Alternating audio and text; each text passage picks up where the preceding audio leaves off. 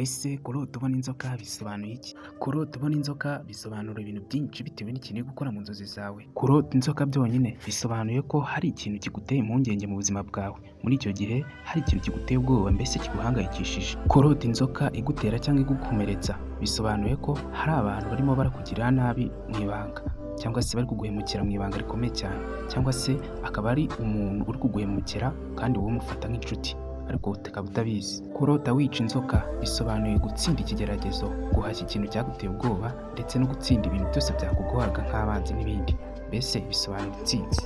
Kurota inzoka nyinshi bisobanura kuba hari ibibazo byinshi ufite kandi byegeranye, mbese bikuza byisukiranya. Ikindi, kuba hari abantu benshi batakwifuriza ibyiza. Kurota inzoka y'umweru cyangwa y'icyatsi bisobanura gukira indwara, guhinduka cyangwa se kujya mu buzima bushya. Ndi Donne Kizigenza.